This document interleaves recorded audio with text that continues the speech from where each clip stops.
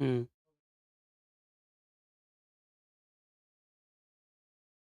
Hello. Hello. Good evening everyone. आज इस set 21 में हम देख रहे हैं फिर से +2 के क्वेश्चन का डिस्कशन। तो आप देखिएगा, फिर माननीय अमरजीत सर आपके सामने आएंगे। तो जो सवाल +2 से रिलेटेड है उसको हम देख लेते हैं। तो सवाल है आपका, एक क्वेश्चन है क्वेश्चन नंबर 5 देखिएगा।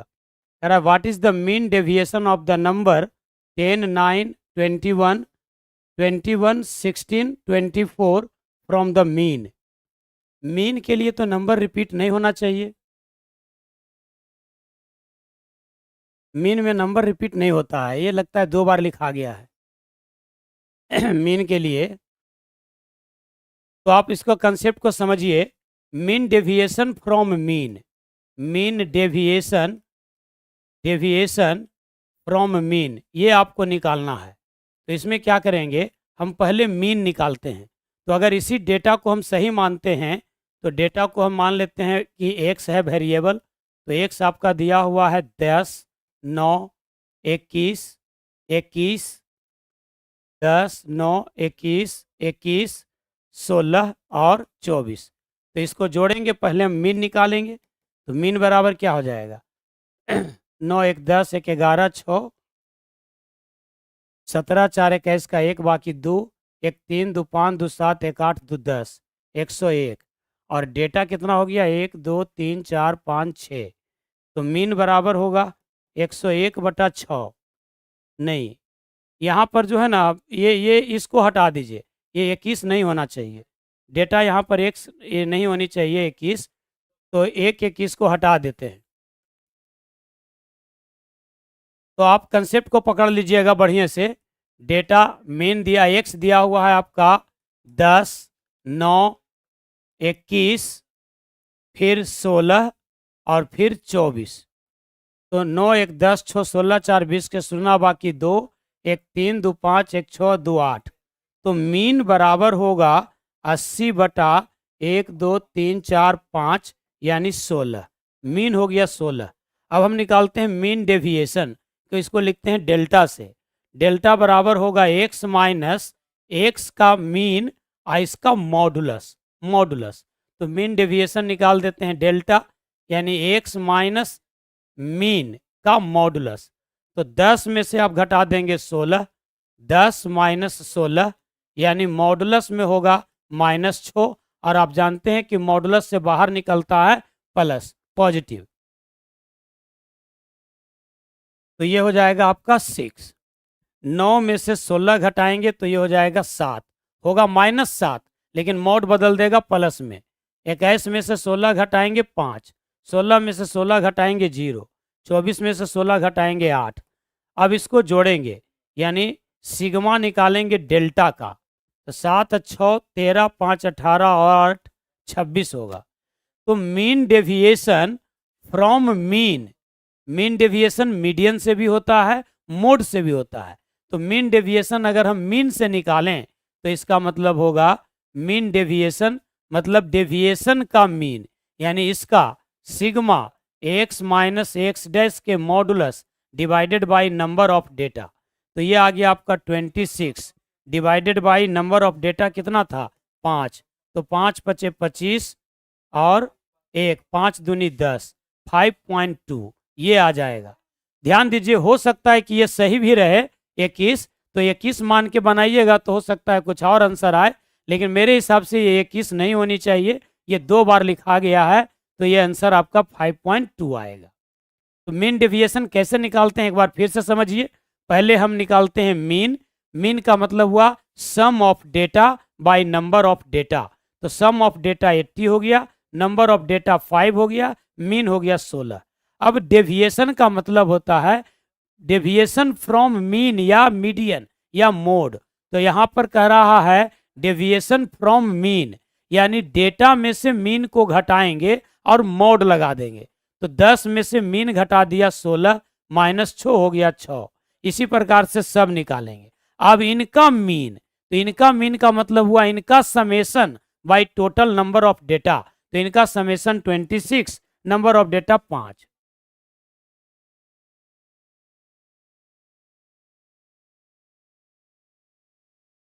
अगला क्वेश्चन देखिए, दो ही क्वेश्चन आज है। एक क्वेश्चन है आपका, ये सब अमरजीत सर करवाएंगे ये सब। एक ये क्वेश्चन है, limit X tends to A 1/x minus A, limit X tends to A 1/x minus A. अब इसका कंसेप्ट थोड़ा विस्तृत है, जरा ध्यान दीजिए। अगर आप डायरेक्ट पुट करते हैं x बराबर a, तो मिल जाएगा 1/a माइनस ए, यानी 1/0। इसको आप कह सकते हैं इन्फिनिटी, तो आप आंसर कुछ मार सकते हैं। लेकिन ऐसा नहीं होगा, ये गलत है। क्योंकि x टेंड्स टू a का मतलब होता है x a के काफी करीब है, लेफ्ट से भी और राइट से भी। यानी यहाँ पर दो चीज बनेगा, एक होगा left hand limit. Left hand limit को लिखेंगे limit x tends to a negative 1/x minus A. यहाँ पर हम पुट करेंगे x बराबर a माइनस एच, तो जब x टेंड्स टू a होगा h टेंड्स टू 0 हो जाएगा। यानी मिलेगा limit h tends to 0 1/x के जगह पर a माइनस एच माइनस ए, तो ये हो जाएगा 1/-0। इसको कहते हैं माइनस इन्फिनिटी। दूसरा होगा राइट हैंड लिमिट, यानी limit x tends to a positive 1/x minus ए।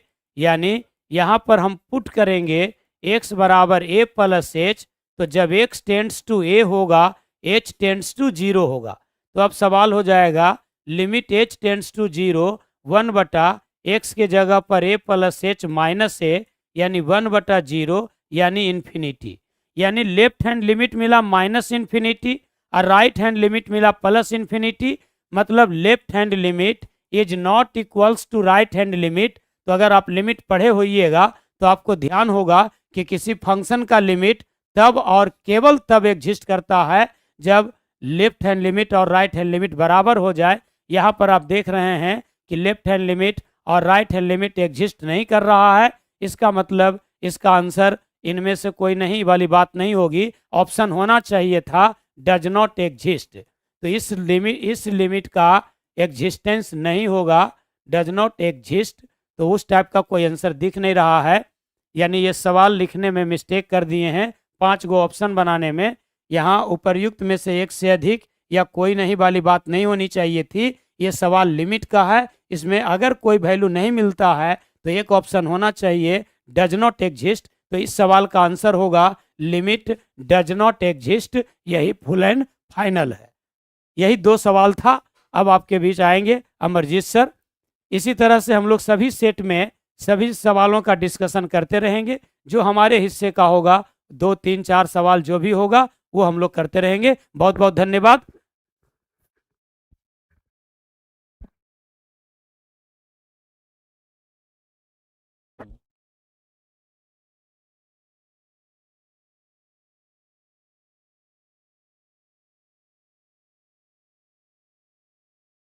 बहुत बहुत धन्यवाद सर, अपना बहुमूल्य समय देने के लिए। तो आइए अब यहाँ से आगे कारवां करते हैं प्रारंभ। आप लोग ध्यान से देखिए, 1 मिनट आप लोग वेट कर लीजिए।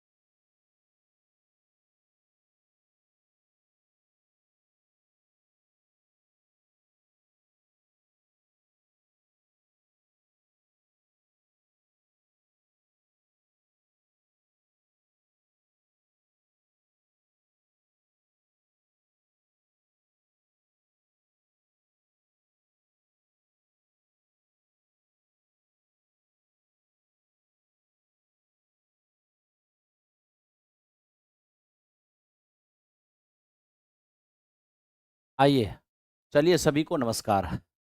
मेरे साथियों, आइए हम लोग क्लास स्टार्ट करते हैं अपना, और पहले 40 क्वेश्चन को हम लोग सॉल्व करते हैं। एक-एक करके आप लोग देखिए, और लाइक का एक बटन प्रेस करते हुए और मेरे दोस्त जम के डिस्कशन को हम लोग करते हैं। देखिए, हमारे पास सबसे पहला सवाल ये है दोस्त, फर्स्ट क्वेश्चन। फर्स्ट क्वेश्चन है कि ये हमारे पास ए, बी और सी, ये हमारे पास एक त्रिभुज, ठीक है। अब हम देख रहे हैं यहाँ पर कि 3 भुजा हमारा 6 है, 10 है और मेरे दोस्त हमारा 14 है, ठीक है। अब हम ये देख पा रहे हैं क्या, हमसे कहा गया है कि त्रिभुज का अधिक कोण बताइए क्या होगा। अगर त्रिभुज का अधिक कोण हमसे पूछा गया तो देखिए, बड़े किसी त्रिभुज में बड़े भुजा के सामने के कोण बड़े होते हैं। अगर इसमें मैक्सिमम एंगल बताना है, तो मैक्सिमम साइज के सामने बना एंगल ही मैक्सिमम एंगल होगा। सबसे बड़े कोण के सामने की भुजा ही सबसे बड़ी भुजा होगी, ठीक है। तो आइए, 14 सबसे बड़ी भुजा है, इसके सामने का कोण हम फाइंड करते हैं। लगाते हैं कोसाइन रूल। तो मेरे दोस्त ये कॉस थीटा बराबर, कोसाइन रूल क्या कहता है, जिस एंगल को लेकर कोसाइन लगाइएगा उस एंगल के आसपास के जो साइड हैं उसके वर्गों का योगफल माइनस एंगल के सामने की भुजा का वर्ग और अपॉन 2 इंटू इसी एंगल के आसपास के साइड का गुणनफल। मेरे दोस्त यहाँ पर हम देख रहे हैं कि कॉस थीटा बराबर क्या हो रहा है, ये हो रहा है हमारा 136 और माइनस 196, माइनस का 60 और बटे 120 यानी -1/2। और आपको पता होना चाहिए कि कॉस में -1/2 कॉस 120 डिग्री का मान होता है। तो कॉस थीटा बराबर कॉस 120, तो थीटा का मान आ जाएगा 120। तो इस प्रकार इस क्वेश्चन का आंसर हमारा 120 हो गया है। आई होप कि आपको समझ में आ रहा होगा, ठीक है। आइए चलते हैं नेक्स्ट क्वेश्चन की ओर। ये हमारा क्वेश्चन नंबर 1 था। Question number 2। अब आप ये दोस्त मेरे देख रहे हो ना, मैं कोशिश करूंगा कि आज भी जो मैं क्लास सॉल्व कराता हूँ क्वेश्चन, उसका बोर्ड पीडीएफ इस टेलीग्राम पर डलवा दिया जाए। तो आप लोग प्लेटफॉर्म टीचर नाम के टेलीग्राम को ज्वाइन कर लीजिएगा, और इसी टेलीग्राम पर मैं बोर्ड पीडीएफ इसका डलवा दिया करूंगा ताकि आपको कोई दिक्कत ना आए, ठीक है। आइए देखते हैं। लिखता है कि शब्द होम के 2 अक्षर यदृच्छया निकाले गए हैं, इसकी क्या प्रायिकता होगी कि दोनों वोवेल होंगे। सबसे बड़ी बात क्या है कि होम में मेरे दोस्त वोवेल कौन कौन है, तो होम में ओ और ई दो ही वोवेल है, ठीक है। हमसे कहा इनमें से 2 लेटर चुने और वो दोनों वोवेल हो जाए। तो 2 लेटर चुनेंगे और दोनों वोवेल हो जाएगा, तो उसमें 2 ही वोवेल है ही, और हम चुन भी 2 रहे हैं। तो चुनेंगे 2 जो दोनों वोवेल हो जाए, तो मित्र मेरे इसी 2 में से कोई 2 होगा, है। इसी में कोई 2 क्या, सीधे कहो ना, 2 लेटर चुने दोनों वोवेल होगा, तो वोवेल तो 2 ही है, यानी इसी 2 वोवेल में से दोनों होगा, है। लेकिन आप चुने थे किस में से, 4 में से, कितने, 2। तो प्रोबेबिलिटी हमारा क्या होगा, तो इस तरीके से प्रोबेबिलिटी फाइंड करेंगे। NCN तो हमारा 1 होता है, 4C2 हो जाएगा 4 इंटू 3/2, यानी मेरे दोस्त 1/6 इस क्वेश्चन का आंसर होगा। 1/6 इस क्वेश्चन का आंसर। आई होप कि आपको समझ में आ रहा होगा। जितने भी भाई ने 1/2 लगाया होगा मेरे दोस्त, उनका ये गलत हो गया होगा, ठीक है। आइए चलते हैं क्वेश्चन नंबर नेक्स्ट। साउंड तो ठीक ठाक जा ही रहा होगा। आइए देखिए मेरे दोस्त, अब हमारे पास एक कंसेप्ट आया है, sine x plus cos x का मैक्सिमम मान क्या होगा। मैं आपको ये बताता हूं, ए साइन थीटा और प्लस बी कॉस थीटा, ठीक है। मेरे दोस्त इसमें हमसे 2 बात पूछा गया है, इसका मैक्सिमम मान पूछा जा रहा है और इसका मेरे दोस्त हमसे मिनिमम मान पूछा जा रहा है। थोड़ा सा ध्यान दीजिएगा, अगर हमें इसका मैक्सिमम मान फाइंड करना है तो मेरे दोस्त वेरी सिंपल, ए स्क्वायर प्लस बी स्क्वायर इसका मैक्सिमम मान है, और मेरे दोस्त ए स्क्वायर प्लस बी स्क्वायर ही इसका मिनिमम मान भी होता है। लेकिन याद रखना, मैक्सिमम को पॉजिटिव रखते हैं और मिनिमम को नेगेटिव रखते हैं। तो आइए मेरे दोस्त हम करते हैं इसका मैक्सिमाइज इसे, ठीक है।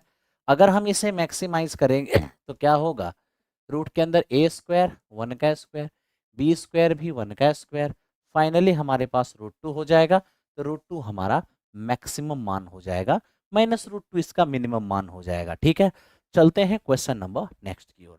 आप चिंता मत कीजिए, आप काम करते रहिए, मैं तेजी में काम करूंगा, आप टेंशन मत लो। मेरे दोस्त ये अभी जो करा रहा हूँ ये टीआरई और एस्टेट दोनों के लिए है, आप बिल्कुल मत घबराइए कि टीआर एस्टेट के लिए नहीं है। ठीक है, हाँ एस्टेट का प्रीवियस एक दिन हम सॉल्व करेंगे, उम्मीद है कि कल ही सॉल्व करेंगे, और एस्टेट के प्रीवियस को सॉल्व करने के क्रम में हम सारा कंसेप्ट आपको बता देंगे। ठीक है, देखिए 4 12 36 का पांचवा पद क्या होगा मेरे दोस्त। अगर हमें पांचवा पद फाइंड करना है तो सबसे पहले ये देखिए ना, 3 गुना हुआ है और ये भी मेरे दोस्त हमारा 3 गुना हुआ है। तो जब ये 3 गुना हो रहा है तो पांचवा पद क्या होगा, ए आर की पावर 4 हो जाएगा। आप कहोगे हाँ जी सर। तो देखिए ए हमारा 4 है, आर आर किसको बोलते हैं, common ratio, second term upon first term, ये हमारा 3 होगा कॉमन रेशियो। तो मेरे दोस्त ये हमारा 3 और पावर 4। ठीक है, तो ये 4 और गुने 81, तो हमारा रिजल्ट 324 हो जाएगा। ऑप्शन नंबर बी इस क्वेश्चन का आंसर हो जाएगा। ठीक है, अब मेरे दोस्त आप जरा सा यहाँ ध्यान से देखिए,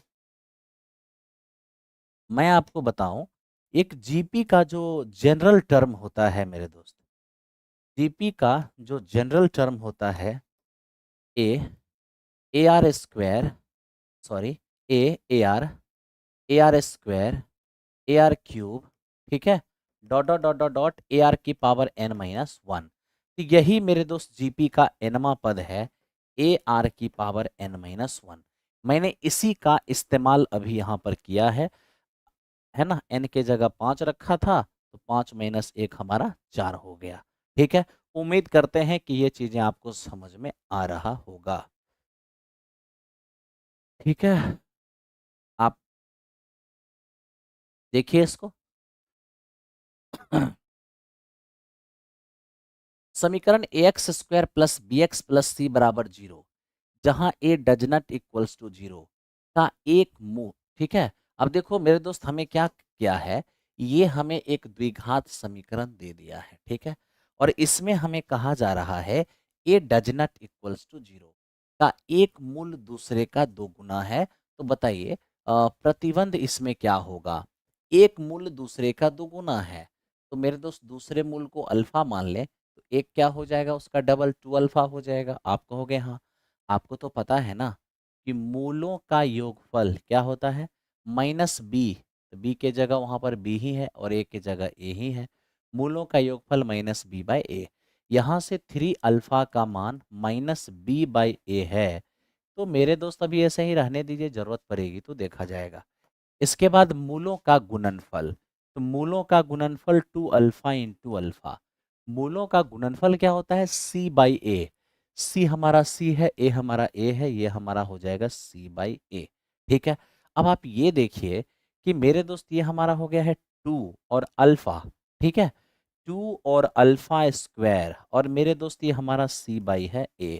आपको घबराने की कोई बात नहीं है, 2 आप रहने दीजिए, और अल्फा निकालेंगे तो -b/3a होगा, और -b/3a का स्क्वायर करेंगे तो हो जाएगा b² बाय 9a²।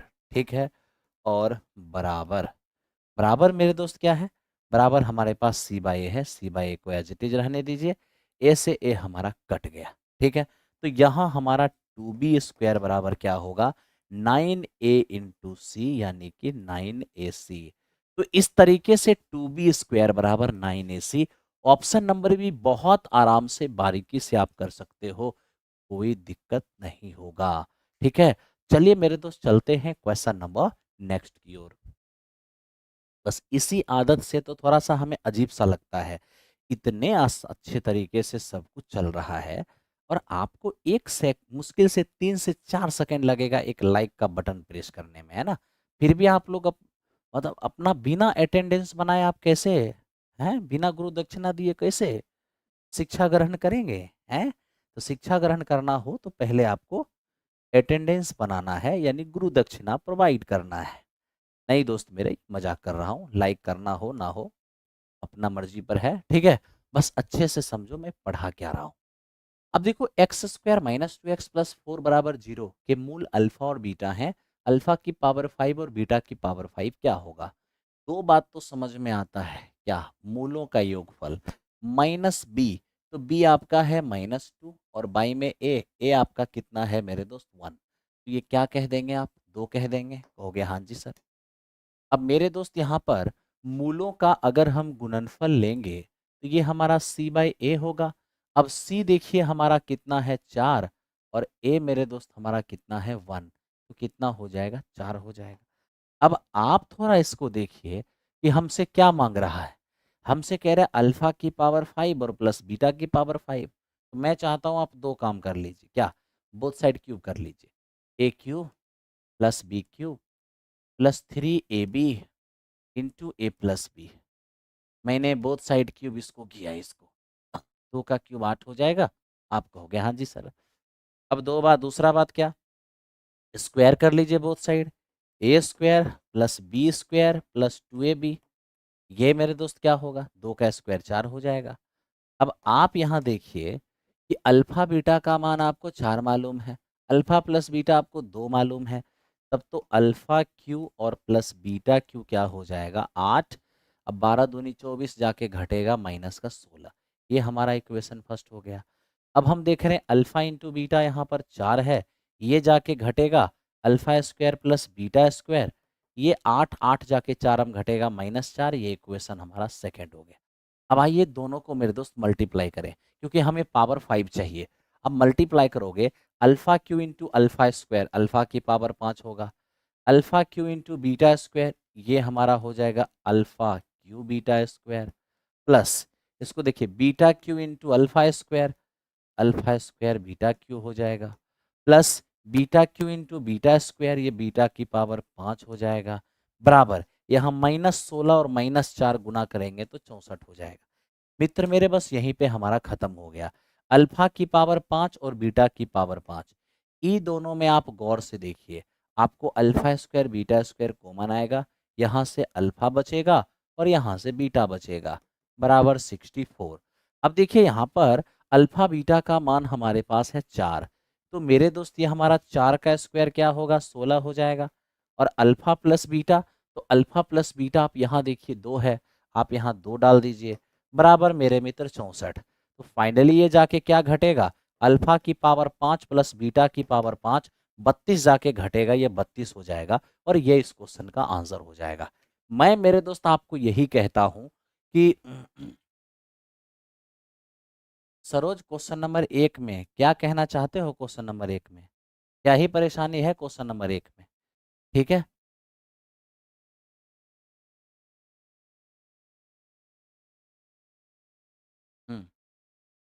ध्यान दो मेरे दोस्त।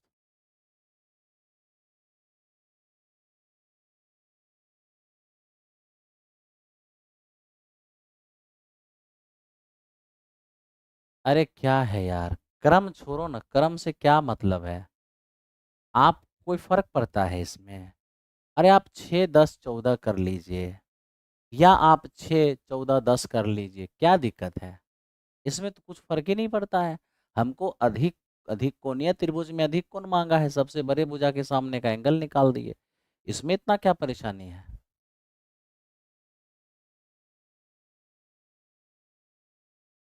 अब देखो हम यहाँ देख रहे हैं कि कुछ बच्चे अ, इस तरीके से लगातार कमेंट कर रहे हैं कि सर ये स्टॉक एंड शेयर्स क्या आप टीआरई 5.0 में पढ़ाओगे क्या? हम पढ़ाएंगे तो 3.0 में ही, ठीक है। लेकिन अगर इतनी जल्दबाजी आप में है, अब आपको क्या ही बोले। सिलेक्शन के लिए सबसे पहला काम होता है पेशेंस रखना, ठीक है।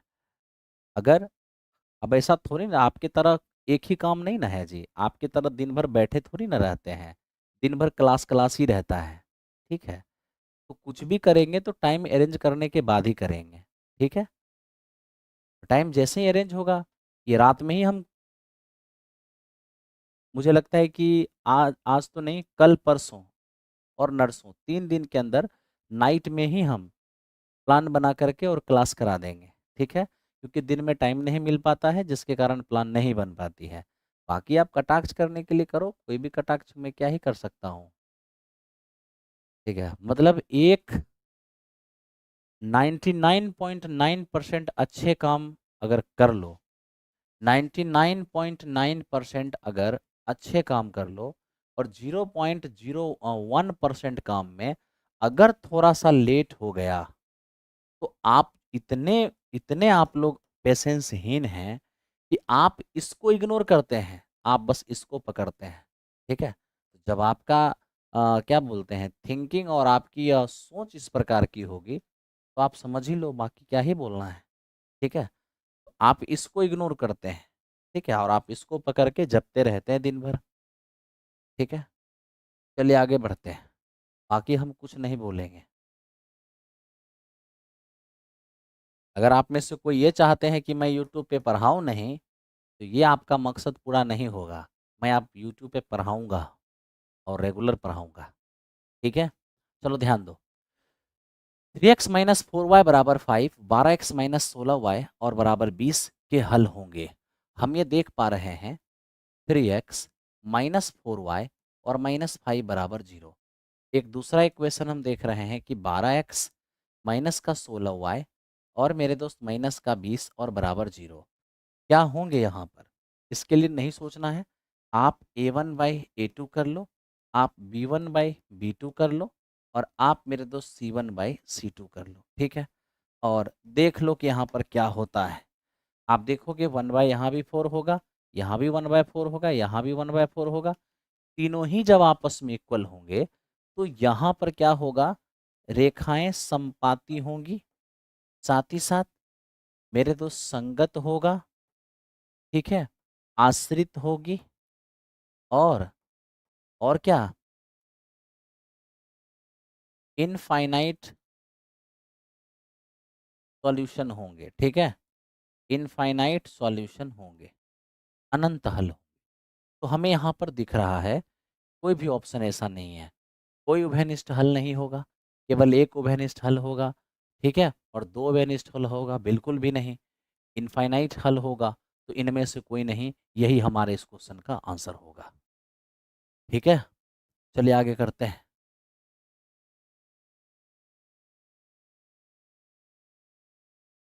अब नेक्स्ट क्वेश्चन को देखते हैं, ये क्या है। हमें कहता है कि शब्द मशीन के सभी अक्षरों का प्रयोग करते हुए कितने सार्थक या निरर्थक शब्द बनाए जा सकते हैं यदि वॉवेल केवल ऑड प्लेस पर होगा। ठीक है, अब आप यहाँ देखिए वॉवेल ऑड प्लेस पर होगा, यहाँ पर 3 और 4 हमारे पास 7 स्थान हैं। तो 1 2 3 4 5 6 7, ठीक है, 7 प्लेस हो गया। हमें क्या बोल रहा है, हमें कह रहा है कि देखो सर ये स्वर जो होंगे ना वो सर हमारे ऑड प्लेस पर होंगे। स्वर अगर हमारे ऑड प्लेस पर होंगे वॉवेल, तो वॉवेल हैं कितने, वॉवेल मेरे दोस्त ध्यान दो, ये वॉवेल है, आई वॉवेल है, ई वॉवेल है, 3 वॉवेल है और वॉवेल को रखना है ऑड प्लेस पर। ऑड प्लेस का मतलब ये हुआ पहला, तीसरा, पांचवा और सातवां।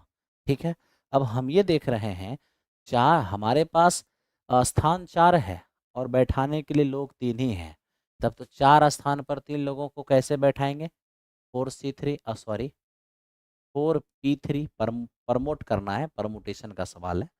तो मेरे दोस्त 4 स्थान पर 3 लोगों को बैठाना है, 4p3 बैठ गए ये लोग।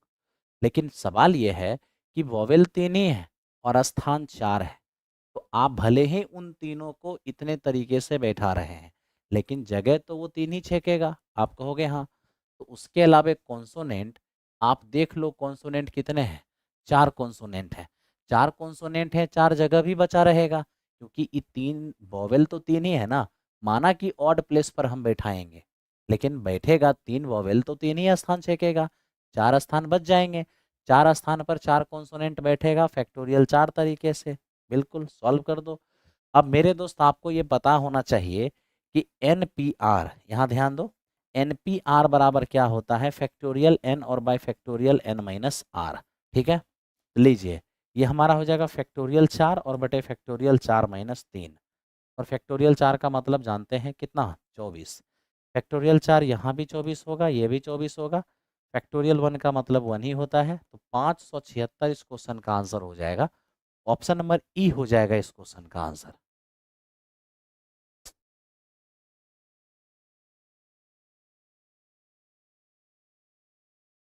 मिस्टर सरोज कुमार, हम 10 बार एक ही चीज को नहीं देखेंगे, ठीक है ना। उसका आंसर कह दिए 120 होगा तो 120 होगा, जो बोल दिए वही होगा, है ना। अब आप झूठ मूठ के परेशान इरिटेट कर रहे हैं। आगे बढ़ते हैं।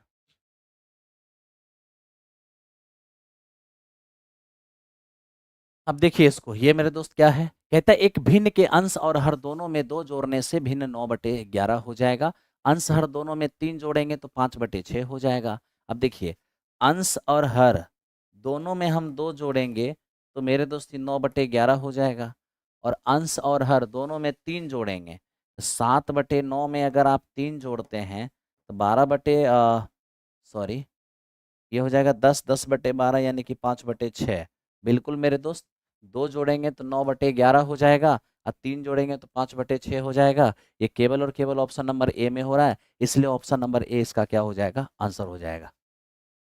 ठीक है, अब इसको देखो, ये क्या है मित्र, ये कहता है कि 8200 रुपये को 5% वार्षिक चक्रवृद्धि ब्याज की दर से 2 वर्षों के लिए कर्ज लिया जाता है, जिसे समान वार्षिक किस्तों के द्वारा वापस कर दिया जाता है। तो प्रत्येक किस्त में कितने रुपए वापस करने होंगे, अब आप बताइए ना। अब मेरे दोस्त 5% का रेट है, तो कहने का मतलब 1/20, ये हमारा क्या हो रहा है, ये हमारा इंटरेस्ट लग रहा है। ठीक है भाई, सॉरी, 5% की रेट से कोई भी धनराशि हर साल में 1/20 की वृद्धि करेगा। तो अगर हम यहाँ से प्रिंसिपल और इंस्टॉलमेंट का इंस्टॉलमेंट का रेशियो लेंगे, तो थोड़ा ध्यान से देखना। 1/20 की वृद्धि का मतलब है 20 प्रिंसिपल और साल के अंत में एक बढ़कर क्या हो जाएगा, 21। ठीक है, तो 20 से जो 21 हुआ है ना, ये 1 साल के लिए, ये 1 साल की कहानी है। जब 2 साल की बात आएगी तो इसकी पावर 2, यानी कि 400 से 441। अगर 3 साल की बात होती तो फिर इस पर पावर 3 देते, लेकिन बात 2 ही साल की है, हम यहीं पर रुक जाएंगे। ठीक है, अच्छी बात यह है कि इन्होंने कहा है समान वार्षिक किस्त, यानी इन्हें इंस्टॉलमेंट को सेम करना होगा। कैसे सेम करेंगे, एलसीएम से। ये 441 है, इसे भी 441 बना दीजिए।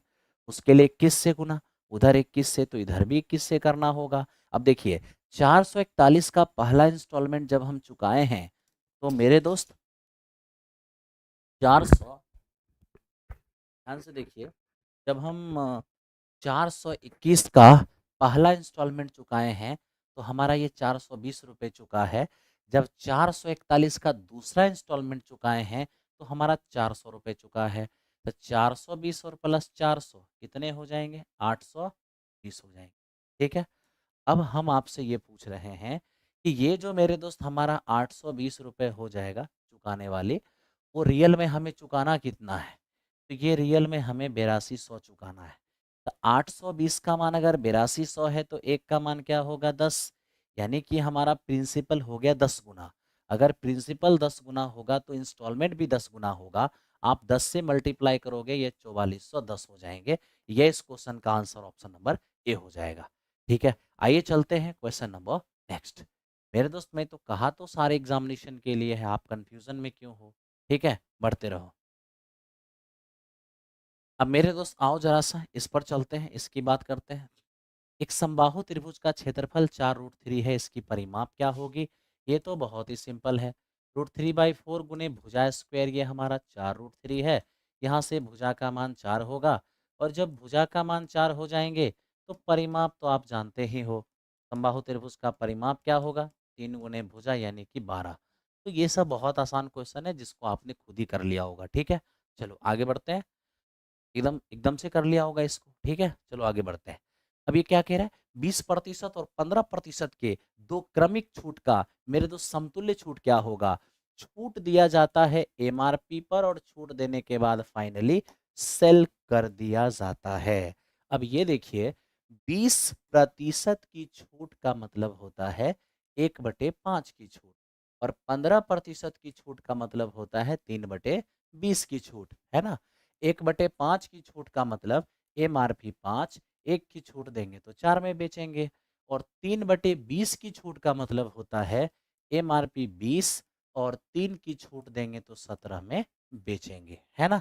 अब 2 छूट देने के बाद क्या होता है, तो 5 गुने 20 ये मेरे मित्र 100 और 17 चौके 68, यानी 2 लगातार छूट के बाद फाइनली 100 का चीज 68 में बिक रहा है, यानी मेरे दोस्त 32 की छूट मिल रही है। 100 की चीज 68 में बेचना पड़ रहा है, यानी 32 की छूट किस पर, 100 पर। तो 32 की छूट है 100 पर, तो प्रतिशत में बदलने के लिए 100 से गुना, यानी आपका 32% हो जाएगा।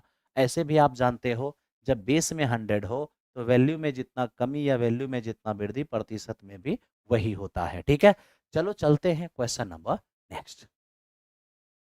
मेरे दोस्त देखो, ये हमें कह रहा है 4 लगातार विषम संख्या का माध्य 6 है, तो सबसे बड़ी संख्या कौन होगा। अब देखो 4 लगातार विषम संख्या है, लगातार विषम संख्या, ठीक है। जानते हो दोस्त मेरे, लगातार विषम संख्या है तो आप समझ ही रहे हो कि कितने का डिफरेंस है, मेरे मित्र 2-2 का अंतर है, ठीक है।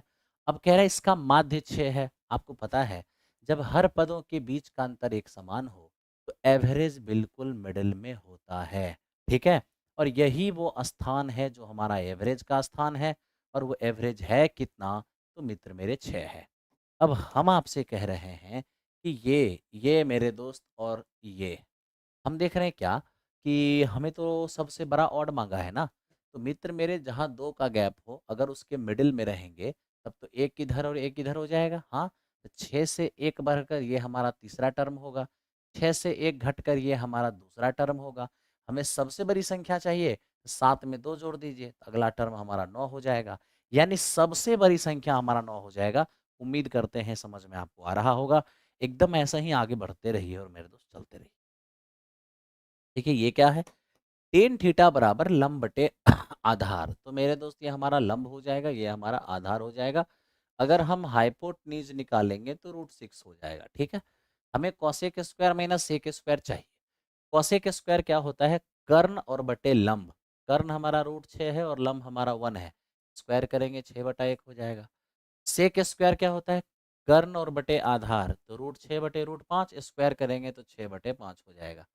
अब मेरे दोस्त यहाँ पर अगर हम घटाते हैं, ये हमारा 5 और ये हो जाएंगे 30 और 30 माइनस में 6, यानी कि हमारा 24/5 आ जाएगा। ये इस क्वेश्चन का आंसर है, option number A. I hope समझ में आपको आ रहा होगा, ठीक है। चलो मेरे दोस्त चलते हैं क्वेश्चन नंबर नेक्स्ट। मेरे भाई सारा चैप्टर होगा, आप टेंशन मत लो, मैं रात में ही आपको करा दूंगा, दिन में समय नहीं मिल पा रहा है, तो रात में ही 3 दिन के अंदर ही मैं आपको स्टॉक एंड शेयर्स करा दूंगा और इंस्टॉलमेंट करा दूंगा, 2 टॉपिक करा दूंगा। ये मेरा आपसे वादा है, आप टेंशन मत लो, ठीक है। चलो, घन के किनारों की लंबाई का योगफल एक वर्ग के परिधि के आधे के बराबर है। यदि घन के आयतन का संख्यात्मक मान वर्ग के क्षेत्रफल के संख्यात्मक मान के 1/6 के बराबर है, तो मेरे दोस्त वर्ग की भुजा की लंबाई क्या होगी। अब आप ध्यान से देखिए क्या, तो मेरे दोस्त घन, अगर हम एक घन बनाते हैं, प्यारे भाई ध्यान से आप लोग देखो, बहुत मजा आएगा आप लोगों को, ठीक है। ये देखो ये हमारा एक घन है और साथ में मेरे दोस्त एक स्क्वायर है। घन की साइड को ए मान लेता हूँ, स्क्वायर की साइड को बराबर ए मान लेता हूँ, ठीक है ना। अब हमें ये कहा कि सर घन की जो सभी किनारों का योग है वो वर्ग के परिधि के आधे के बराबर है। घन के तो 12 किनारे होते हैं, योगफल हो जाएगा 12a। तो घन के सभी किनारों का योग वर्ग की परिधि जो 4 गुना भुजा होता है, घन के सभी किनारों का योगफल वर्ग के परिधि के आधे के बराबर है। तो यहाँ से मेरे दोस्त हम देखेंगे कि 6a बराबर हमारा a हो जाएगा। क्या चाहिए मुझे, मुझे चाहिए वर्ग की भुजा, तो आप यहाँ से घन की भुजा निकाल कर रख लीजिए, ठीक है भाई। चलिए अगला क्या कह रहा है, अगला इंफॉर्मेशन है कि घन की जो आयतन है वर्ग के क्षेत्रफल के संख्यात्मक मान के 1/6 के बराबर है। तो घन का आयतन, घन की भुजा a है तो आयतन क्या होगा, AQ हो जाएगा, है ना। मेरे दोस्त वर्ग के क्षेत्रफल का संख्यात्मक मान यानी हमारा ये a स्क्वायर, ठीक है। तो देखिए घन का जो आयतन है वर्ग के क्षेत्रफल के संख्यात्मक मान, ठीक है, के 1/6 के बराबर है। घन का आयतन वर्ग के क्षेत्रफल के संख्यात्मक मान के 1/6 के बराबर। ठीक है, अब आप a का मान a/6 रखिए। a/6 रखिएगा तो ये हमारा a³ हो जाएगा और ये 216 बराबर यहाँ a² और बटे में 6। अब ये देखिए यहाँ पर a² से हमारा ये चला गया और 6 से मेरे दोस्त हमारा ये 36 हो जाएगा। यानी फाइनली वर्ग की भुजा हमें 36 हो जाएंगे। आई होप कि समझ में आपको आ रहा होगा। ठीक है, तो इस प्रकार से मेरे दोस्त हमने देखा क्वेश्चन नंबर कौन सा हमारा है, क्वेश्चन हमारा 17 है और 17 का आंसर कौन सा आ गया मेरे दोस्त, क्या मांग रहा है, वर्ग की एक भुजा। ठीक है, ई नंबर आंसर जाएगा, सभी को आ रहा होगा, सभी को, बहुत बढ़िया। सेट नंबर 11 से 15 तक का वीडियो नहीं मिल रहा है। अच्छा देखते हैं, उसको अलग करके आपको प्रोवाइड करने की प्रयास करते हैं। ठीक है, अब मेरे दोस्त इसको देखो, ये क्या है, ये तो सिंपल है, कह रहे निम्नलिखित में से कौन अभाज्य होगा। 41 दिख रहा है हमें अभाज्य। ठीक है भाई, आगे चलो, अब बात इसकी करते हैं, ये क्या हमारा है। अब कहोगे सर ये बाकी अभाज्य क्यों नहीं हुआ, ये तो आपको दिख ही रहा है ना, ये 3 से कटता हुआ, 7 या 21 और 3 एकम 3, कैसे अभाज्य हो सकता है। और ये 7 गुना 13 कैसे अभाज्य हो सकता है। ठीक है, 41 ही है जिस 1 और खुद के अलावा किसी और से विभाजित नहीं होगा। बिल्कुल मेरे दोस्त, ऐसे ही आप लोग लाइक वीक का बटन प्रेस करते रहिए, काफी अच्छा लगता है। कहते नहीं कि चाह अगर हो तुम्हारी, मेरे दोस्त चाह अगर हो तुम्हारी, तो हम शिक्षकगण अपना कलेजा भी निकाल के रख देते हैं।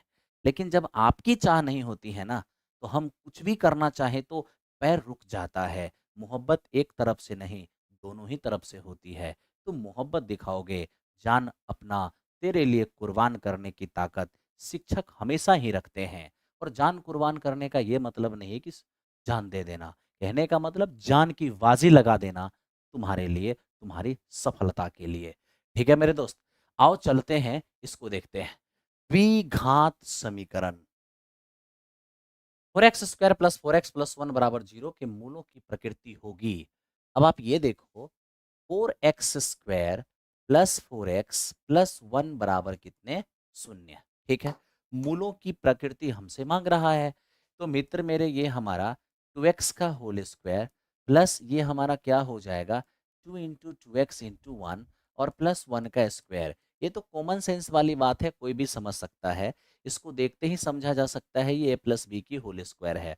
बाकी मैंने यहाँ पे ब्रेक करके दिखा दिया, a² 2ab और b², ताकि आप समझो कि ये है ना 2x+1 की होल स्क्वायर है। ठीक है भाई, तो मेरे दोस्त यहाँ पर हम देख रहे हैं जैसे ही स्क्वायर हो गया ना, तो कहने का मतलब यहाँ दो फैक्टर जो है 2x+1 2x+1 होगा, यानी x का दोनों ही मान -1/2 -1/2, यानी कि मेरे दोस्त रियल भी होगा और साथ ही साथ बराबर भी होगा, इसलिए आपको टेंशन नहीं लेना। आइए चलते हैं नेक्स्ट क्वेश्चन पे। देखिए ये हमसे कहता है दो संख्या का अनुपात 5:4 है, उसके एलसीएम और एचसीएफ का गुणनफल 18,000 है, तो दोनों संख्या का योग क्या होगा। अगर आप अनुपात की राशि x मानते हैं तो एक हमारा 5x हो जाएगा, एक हमारा 4x हो जाएगा। हमें ये कहा दोनों संख्या के गुणनफल, यहाँ ध्यान दो मेरे दोस्त, ये हमारा दो संख्या है, ठीक है, बाकी एलसीएम एचसीएफ का गुणनफल दिया है। तो हम सभी ने पढ़ा है पहली संख्या गुना दूसरी संख्या बराबर एलसीएम और इंटू एचसीएफ। तो ये हमारा हो गया है 20x² और बराबर एलसीएम इंटू एचसीएफ, ये हमारा 18,000 है। तो इस तरीके से मेरे दोस्त हम अगर देखते हैं, ये हमारा 900 नजर आता है और x का मान हमारा 30 हो जाएगा। अब x का मान जैसे 30 हो गया, हमें दोनों संख्या का योग मांगा है, तो दोनों संख्या का योग क्या होगा, 5 और 4 9x हो जाएगा। तो मित्र मेरे ये 9 और x का मान 30, तो ये हमारा हो जाएगा 270, यानी इस क्वेश्चन का आंसर हमारा ऑप्शन नंबर सी हो जाएगा। ठीक है, बिल्कुल मेरे दोस्त, आइए चलते हैं नेक्स्ट क्वेश्चन की ओर। क्वेश्चन नंबर 21, देखिए ये क्या है, ये बहुत ही आसान है। अगर एचसीएफ मांगा है ना, तो एचसीएफ मांगा है किसी फ्रैक्शन का, तो भिन्न का एचसीएफ निकालेंगे तो न्यूमरेटर का एचसीएफ होगा और डिनोमिनेटर का एलसीएम होगा। 2, 8, 16 और 10 का मेरे दोस्त उन सब में हमें कॉमन 2 नजर आएगा, तो यही हमारा एचसीएफ हो गया। लेकिन नीचे हम देख रहे हैं 3 81, 9 से भी 81, 27 से भी 81, सब 81 को काट रहा है, चलिए 81 हमारा क्या हो जाएगा मेरे दोस्त, एलसीएम हो जाएगा। तो इस प्रकार इस क्वेश्चन का आंसर हमारा 2/81 होगा, यानी ऑप्शन नंबर ई हो जाएगा आंसर। ठीक है, पढ़ते हैं क्वेश्चन नंबर नेक्स्ट। अब देखिए हमारे पास मेरे दोस्त अभी आप देख पा रहे हो, अगर 4.0 से रिलेटेड कोई भी आपका दोस्त मित्र भाई बंधु कोई भी होगा, आप उसे 4.0 की प्रिपरेशन करने वाला होगा तो आप जरूर बता दीजिएगा। ठीक है, आइए मेरे दोस्त चलते हैं नेक्स्ट क्वेश्चन पर। कह रहा है एक बैग में लाल गेंदों के साथ हरे गेंद, ठीक है, रेड रेड के साथ ग्रीन बॉल का जो रेशियो है वो 4:9 है। ठीक है, हमें कहा गया कि अगर हम बैग में 6 ग्रीन बॉल और डाल देते हैं तो ये रेशियो हमारा 1:3 हो जाएगा। आप खुद ही समझिए दोस्त, किसी बैग में लाल और ग्रीन का जो रेशियो है वो 4:9 है। हमें कहा ग्रीन अगर हम 6 और डाल देते हैं तो लाल और ग्रीन का ये रेशियो हो जाएगा। तो मेरा सवाल ये है कि आपने जो डाला वो तो ग्रीन का डाला है ना, यानी चेंजिंग होना भी चाहिए था तो ग्रीन में होना चाहिए था। तो मेरे दोस्त हमने ग्रीन बॉल के साथ छेड़छाड़ की है तो ग्रीन में चेंजिंग चलेगा, लेकिन रेड में चेंजिंग नहीं होना चाहिए, क्योंकि ना तो मैंने रेड डाला है ना ही मैंने निकाला है। तो मेरे दोस्त रेड हमारा सेम होना चाहिए। नहीं है तो सेम करो, ये 4 है इसे 4 बना दो, 4 बनाने के लिए 4 से गुना, तो रेशियो के कारण इधर भी 4 से गुना करना होगा। अब आप खुद ही देखिए मित्र मेरे, 9 था हो गया 12, इसका मतलब विरोधी 3 का हुआ, कहोगे हाँ ये 3 जो इंक्रीज किया है वो रियल में 6 इंक्रीज किया है, तो 1 का मान क्या हो जाएगा 2। हमें क्या कहा गया, बैग में लाल गेंदें कितनी है, तो लाल गेंदें निकालोगे तो मेरे दोस्त 1 का मान 2 है तो 4 का मान 8 हो जाएगा। 8 हमारा रेड बॉल है, तो 8 सभी लोगों को आया होगा, 8 8 8 8 8 8 8। चलिए आइए बढ़ते हैं क्वेश्चन नंबर ई की ओर। ठीक है, ऐसे ही मेरे दोस्त बिल्कुल लाइक क्विक का बटन प्रेस करते हुए और मेरे दोस्त आप चलते रहिए। ठीक है, अब देखो इस क्वेश्चन में कहा पी क्यू आर संयुक्त रूप से एक व्यवसाय शुरू करते हैं, यह सहमति हुई है कि पी 6 महीने के लिए, क्यू 5 महीने के लिए और मेरे दोस्त आर 3 महीने के लिए पैसे इन्वेस्ट करेंगे, और इतने की प्रॉफिट में पी की क्या हिस्सा होगी ये बताइए। अब देखिए हमारे पास पी है, हमारे पास क्यू और आर, मित्र मेरे 3 पार्टनर हैं। हम डायरेक्ट इनकी प्रॉफिट को काउंट करेंगे। प्रॉफिट का क्या कंसेप्ट होता है, प्रॉफिट का कंसेप्ट होता है इन्वेस्टमेंट इनटू टाइम, यही हमारा क्या है प्रॉफिट है। तो आप ही देख लो दोस्त, पी जो है ना 25,000 रुपए के साथ 6 महीने रहेंगे, जहां तक क्यू की बात है वो 44,000 रुपए के साथ 5 महीने रहेंगे, और आर जो है ना अपना वो 3 महीने 50,000 रुपए के साथ बिजनेस में रहेंगे। तो देखो investment to time, investment to time, investment into time, ये हमारा प्रॉफिट हो जाएगा। 3 जीरो से 3 जीरो अपना कैंसिल आउट हो गया। ठीक है, 3 जीरो से 3 जीरो, क्या और भी कुछ होने वाला है? हाँ मेरे दोस्त, ये देखो 5 पचे 25, 5 से ये 5 भी अपना कट जाएगा, 5 बार 5 से काट रहे हैं, 5 पचे 25, 5 एकम 5 और ये 10 पचे 50। ठीक है, तो इस तरीके से हमें अभी भी ये दिख रहा है 6 5 30, ये हमारा 44, और मेरे दोस्त ये हमें कितने 30 दिख रहा है। ओके, अब आप ज़्यादा टेंशन मत लो, किसकी प्रॉफिट चाहिए आपको, आपको चाहिए पी की प्रॉफिट। देख लो ये अपना प्रॉफिट है पी की, ये है क्यू की और ये है आर की। अगर मैं तीनों की प्रॉफिट अभी ऐड करूं तो 104 रेशियो नजर आएगा, और यही क्वेश्चन ने दिया है। ठीक है, क्या 1,04,000, यहाँ से एक रेशियो का मान फाइंड करेंगे तो 1,000 होगा, एक रेशियो का मान एक रेशियो होगा। ठीक है, एक रेशियो का मान 1000 होगा, तो 30 रेशियो का मान हमारा 30,000 हो जाएगा। तो इस प्रकार मेरे दोस्त इस क्वेश्चन का आंसर फिर से ई हो गया है।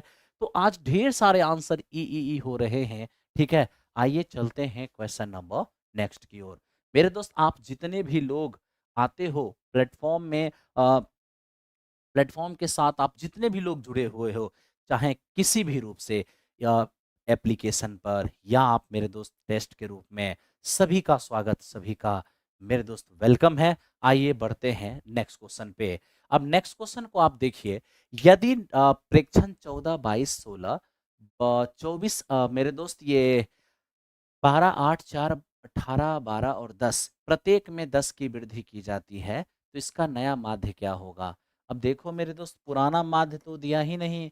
जब पुराना ही माध्य नहीं दिया है, तो मैं नया माध्य कैसे बता सकता हूँ? लेकिन मैं आपको इतना बता देता हूँ सिर्फ कि मेरे दोस्त, ये जो संख्या है, मान लो कि इसका जो माध्य है, अगर मेरे दोस्त ए है, ठीक है? और आपने प्रत्येक टर्म में 10 ऐड कर दी।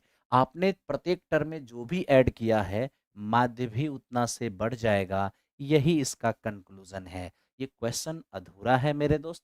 चलिए चलते हैं क्वेश्चन नंबर नेक्स्ट की ओर। पढ़ते रहिए और चलते रहते हैं। देखिए, ये क्वेश्चन क्या है हमारा? ये हमसे कहा कि एक पिता और उसकी पुत्री की वर्तमान आयु का योगफल 80 है। 8 साल पहले पिता की उम्र पुत्री की उम्र की 7 गुनी थी। अब से 8 साल के बाद पुत्री की आयु कितनी हो जाएगी? आप ही देखिए दोस्त, यहाँ पर फादर और ये क्या, फादर और डॉटर की कहानी है।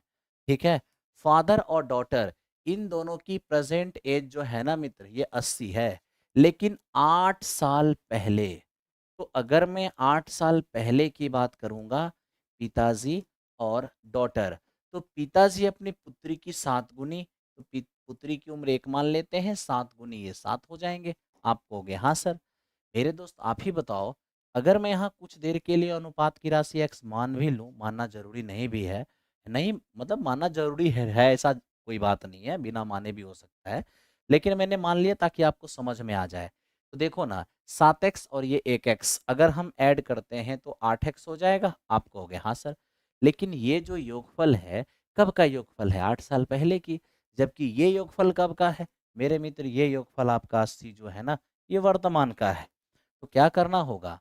कहते हैं कि रेशियो जब का हो, योगफल वहां ले जाना पड़ता है। ठीक है, ये रेशियो है 8 साल पहले की, तो योगफल को भी 8 साल पहले का बना बना दो।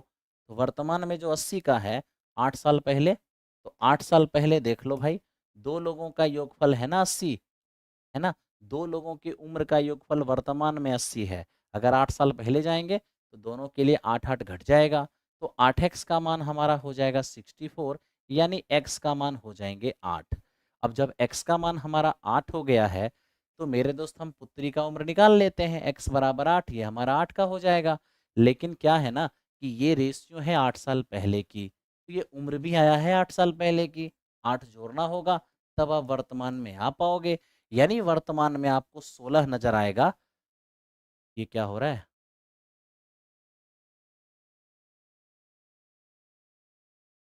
बहुत लोग, बहुत लोग आंसर 24 दे रहे हैं। कहीं मिसिंग हो गया क्या? हम्म, ओ, बिल्कुल सही है। ये जो अभी हम लाए हैं ना मेरे दोस्त, ये तो हमारा वर्तमान उम्र है, ये तो हमारा वर्तमान है। ठीक है, लेकिन हमसे सवाल पूछा है 8 साल बाद। 8 साल बाद पूछेगा ना, तो वर्तमान में जो 16 साल का है, वो 8 साल बाद क्या हो जाएगा? 24 साल का हो जाएगा। ठीक, बहुत बढ़िया मेरे दोस्त। Thank you, thank you, thank you. आइए चलते हैं क्वेश्चन नंबर नेक्स्ट की ओर। अब इस पे आ जाइए और देखिए ये क्या लिखा हुआ है। देखिए, ये आपसे कह रहा है कि सर, किसी परिवार की मासिक आय 45,000 रुपए है। मासिक आय में से 20% भोजन पर, 20% किराए पर और 5% खरीदारी पर खर्च करता है, और 10% व्यक्तिगत जरूरत को पूरा करने के लिए वो खर्च करते हैं। ठीक है मेरे दोस्त, इस क्वेश्चन को पढ़ने के दौरान कहीं भी नहीं लगा है केवल एक बार शेष वर्ड का इस्तेमाल है। उसके पहले कहीं भी शेष वर्ड का इस्तेमाल नहीं है। यानी कि सारे खर्चे 45,000 बेस पे ही किए गए हैं, और जब एक ही बेस पर सारे परसेंटेज कैलकुलेट किए जाएंगे, तो हम उसको डायरेक्ट जोड़ भी सकते हैं। यानी कि 20% हमारा भोजन पर, 20% हमारा किराया पर, 5% हमारा खरीदारी पर, 10% व्यक्तिगत। तो मित्र मेरे, इस प्रकार हम 55% क्या देख रहे हैं? तो 55% हमारा टोटल खर्च है। तो मित्र मेरे, अगर 55% हमारा टोटल खर्च है, थोड़ा ध्यान से देखना, तो मेरे दोस्त हमारा शेष क्या बचेगा? तो 100% में से ना 55% हटा दो, 45% ये मेरे दोस्त हमारे क्या बच जाएंगे? शेष बच जाएंगे। ओके, अब हमें कहा कि यदि वे मासिक बचत का 12% गरीबों को दान दे रहा है, तो गरीबों को कितना दान दे रहा है?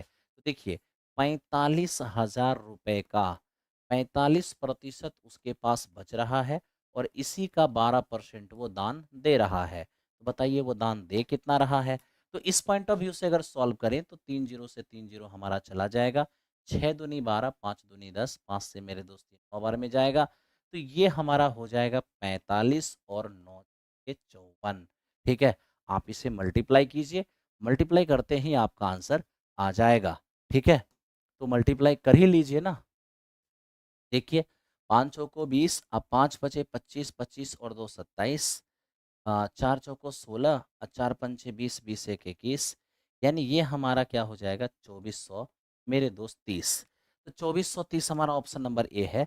हम उम्मीद करते हैं कि आप लोगों को समझ में आ रहा होगा। ठीक है, हाँ मेरे दोस्त ऐसे ही काम करिए ना, सब अच्छा होगा, परिणाम अच्छा होगा। आइए 26 नंबर हो गया है, 27 नंबर क्वेश्चन पे आते हैं। मित्र ये कहता है कि सर एक व्यापारी 8,000 रुपए में 200 केजी अनाज खरीदता है। परिवहन के दौरान इस अनाज का 40% हिस्सा नष्ट हो जाता है और 20% लाभ अर्जित करने के लिए उसे शेष बचे अनाज को किस भाव पर बेचना होगा। अब देखो मैं लगातार क्लास कराया जा रहा हूँ, तो आप लोग को थोड़ा सा मजा कम आ रहा है ना। बीच बीच में आपका थोड़ा कमेंट भी देख लूँ क्या स्थिति है और क्या हालचाल है, कैसे काम कर रहे हो। निशा जी हैं, सोनू भारद्वाज जी हैं, खुशबू जी हैं, शिवानी जी हैं, प्रीति जी हैं, अंजलि जी हैं, एकता गुप्ता हैं, सोनू भारद्वाज है, आदित्य है, नीतीश है। चलिए बहुत अच्छे, बहुत अच्छा लग रहा है। और मेरे दोस्त ये राजदीप कुमार, आप लगातार कह रहे हो कि मेरे दोस्त आप एस्टेट के लिए सर आप कब मैराथन लोगे। मैं कोशिश करता हूँ कि कल से परसों तक मैं एस्टेट की मैराथन लूँ, आपकी प्रीवियस सॉल्व करूँ और उसी पर आधारित आपको मैं कंसेप्ट देते चला जाऊँ। ढेर सारा आशीर्वाद आप सभी को है, तहे दिल से आशीर्वाद है। आप लोग मेहनत कीजिए, है ना। रमन गोस्वामी जी हैं, है ना, सारथी जी हैं, चलिए शैलेश भाई हैं, बहुत बढ़िया। आफ्ताब, आइए काम करते हैं। तो देखो मेरे दोस्त, सबका स्वागत, सबका वेलकम है। प्लेटफॉर्म बाय नवीन कुमार सिंह, भारत के सर्वश्रेष्ठ संस्थान, है ना। अब सर्वश्रेष्ठ मैं क्यों बोल रहा हूँ, ये प्लेटफॉर्म है जिसे भारत के कोने कोने में, साउथ इंडिया हो, नॉर्थ इंडिया हो, हर जगह लोग जानते हैं, है ना। आइए मेरे दोस्त, प्लेटफॉर्म की कृति ही ऐसी है मेरे दोस्त, ध्यान दो। एक व्यापारी 8,000 रुपए 200 200 केजी अनाज खरीदता है। अब थोड़ा सा पढ़ने पर ध्यान देते हैं हम लोग, ठीक है। 8,000 में 200 केजी अनाज खरीदता है। परिवहन के दौरान इस अनाज का 4% हिस्सा नष्ट हो जाता है, ओके। और 20% का लाभ प्राप्त करने के लिए शेष अनाज को किस मूल्य पर बेचना होगा। सबसे पहले 8,000 जो है वो हमारा कॉस्ट प्राइस है, और अगर हम इस पर 20% का लाभ प्राप्त करते हैं तो मित्र मेरे 20% तो 1,600 हो जाएगा, यानी कि 9600। ये 9600 क्या है हमारा, तो मेरे मित्र 9600 जो है ना, ये हमारा एसपी है, क्योंकि मैं इसी को टारगेट कर रहा हूँ। ठीक है, अब देखो टोटल 200 केजी अनाज था, जिसमें 4% यानी मित्र मेरे 8 केजी हमारा नष्ट हो गया। अगर 8 केजी हमारा नष्ट हो जाएगा तो शेष बचेगा कितना। 200 में 8 केजी हटा दो, 192 केजी यही बचेगा, है ना। तो अब 192 केजी को बेचना है 9600 में। 192 केजी को अगर बेचना है 9600 में, तो आप ही देखिए 96 से 100 बार में 96 से 2 बार में, 2 से काटेंगे इसको 50, तो 50 रुपये केजी आपको बेचना होगा। इस क्वेश्चन का आंसर ऑप्शन नंबर सी हो जाएगा। आई होप समझ में आ रहा होगा, ठीक है।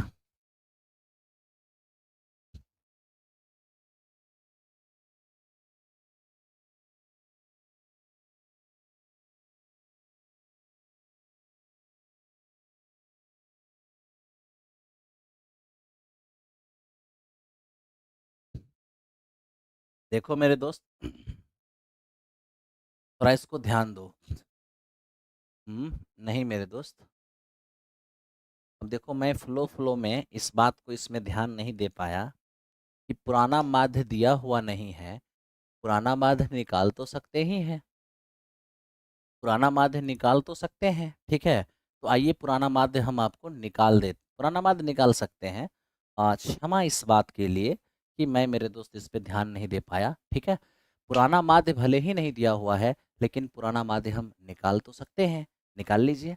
पुराना माध्य अगर आप निकालते हैं तो क्या आप सभी चरमान को जोड़ेंगे और नंबर चरमानों की संख्या से भाग देंगे। तो मित्र मेरे क्या हो जाएगा, थोड़ा यहाँ ध्यान दो। ऐड करो थोड़ा ढंग से। अब देखो ये हमारे पास 30 हो जाएंगे, ठीक है। ये यहाँ देखना मित्र मेरे, ये हमारे पास 40 हो जाएंगे, ठीक है। ये हम देख पा रहे हैं, ये हमारे पास 36 हो जाएगा, ठीक। 12 8 20, 20 और 4 कितने, ये हमारे पास 24 हो जाएंगे। फाइनली अगर हम अब ऐड करते हैं तो देखिए 40 और 30 70, 70 और ये मेरे दोस्त हमारा क्या है 60, 70 और 60 हो जाएगा 130 और 10 140। तो मित्र मेरे ये हमारा 140 हो जाएगा। और नंबर ऑफ टर्म कितने होंगे, 3 3 6 3 9 9 1 10। तो इस प्रकार मेरे दोस्त हमारा पुराना जो है ये 14 माध्य हो जाएगा। पुराना माध्य हमारा 14 हो जाएगा। अगर हमें नया माध्य निकालना है ना, नया माध्य, तो हम सीधा सीधा क्या कहेंगे कि सर पुराना माध्य हमारा 14 क्या है, प्रत्येक टर्म में आप 10 ऐड किए हो, तो मेरे दोस्त हम ये कितना हो जाएगा हमारा 24, है ना। प्रत्येक टर्म में 10 ऐड किए हो तो मैथ भी हमारा 10 से बढ़ जाएगा और हमारा आंसर हो जाएगा 24, ठीक है। चलो थैंक यू। देख लेना मेरे दोस्त कल बच्चे